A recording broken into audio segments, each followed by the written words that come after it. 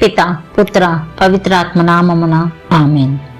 జ్ఞానవాణి ప్రేక్షకులకు శుభోదయం. 26వ రోజు. దివ్య హృదయము ఆత్మల నివాస స్థలం. విశ్వ సృష్టికర్త సర్వేశ్వరుడు మానవ జాతిని సృజించెను. ఆయన పోలికలు మానవుని చేసెను. స్త్రీ పురుషులనుగా మానవుని సృష్టించెను. ఆది కాండము 1:27. దేవుడైన యావే తూర్పుగా ఒక తోట వేసెను. తాను సృజించిన ఆది తల్లిదండ్రులను ఆ శృంగార తోటలో ఉండు భాగ్యమును కల్పించెను. అయినా వారు పిశాసి శోధనకు లోనై దేవ కట్టడలను మీరినందువల్ల తమ పాపమునకు శిక్షగా అందులో నుండి గెంట వేయబడిరి. ఓ భక్తిగల ఆత్మమా, రాజుల అంతఃపురము కంటే పరిశుద్ధమైన సుందరమైన ఆ దివ్య హృదయ గాయ స్థలమందు నివసించరమ్ము అని పిలుచుచున్నారు. నీవు విశ్రాంతిని కోరుచున్నావా? ఆయన హృదిలో లిల్లీ రోజా పుష్పము చేత అలంకరింపబడిన పాన్పు నీవు నీ మంచి అభిప్రాయములను నెరవేర్చుటకు తగ్గ శక్తిని కోరుచున్నావా? పావురాయి పక్షి తన సొంత ఉష్ణం చేత పిల్లలను పుట్టించులాగున దివ్యరక్షకుడు తన అపార ప్రేమను నీ మీద ఉంచి నీ యొక్క అభిలాషలను అభివృద్ధి చేయుదునని చెబుతున్నారు.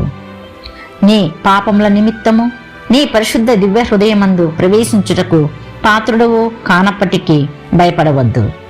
అత్యంత ప్రేమామయుడైన రక్షకుడు ఎవరిని తిరస్కరించక పునీత తోమాసు గారికి చేసినట్టు సర్వజనులకు తన తిరుప్రక్క గాయమును చూపించి అందరినీ తన వరప్రసాదముల చేత నింప ఆహ్వానిస్తున్నారు. అద్భుతము. యేసు ప్రభు తన తిరు హృదయం మీద భక్తి ప్రపంచమంతటా ప్రబలినట్లుగా లెక్కలేనన్ని అద్భుతములను చేసియుండిరి. చాలా సంవత్సరముల క్రితం రోమాపురియందు నికోలాసి సెలెస్తీన్ అను సన్యాసి తీవ్ర వ్యాధికి లోనై చనిపోవు స్థితిలో ఉండిరి. వైద్యుడు ఆయన ముఖములో మరణ గుర్తును చూచి 2 గంటల కన్నా ఎక్కువ బ్రతకడు అని చెప్పి వెళ్ళిపోయాడు. మఠశ్రేష్ఠులు సెలెస్తీన్ వద్దకు పరిగెత్తిపోయి ఆ సమాచారంను గూర్చి ప్రశ్నించగా సెలెస్తీన్ సన్యాసి చెప్పినదేమనగా, బలహీనము చేత నేలపై పడిపోయాను.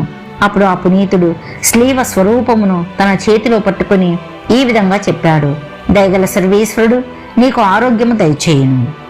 ఆ నికోలాసి సెలెస్తీన్ సన్యాసి గురుపట్టుము పొంది తను చేసిన వాగ్దానం ప్రకారము యేసు తిరు హృదయపు ప్రేమను ప్రసంగించి ఆ దివ్య హృదయమును ప్రేమించి అనేకులకు ప్రేరేపించి కడన ఆయన పరిశుద్ధమైన మరణమును పొందిరి. సుకృత జపము. యేసునాథుని మధురమైన దివ్య హృదయమా, నేను మిమ్మును అధికముగా ప్రేమించు అనుగ్రహించండి. ఆమెన్. పిత పుత్ర పవిత్రాత్మ నామమున ఆమెన్.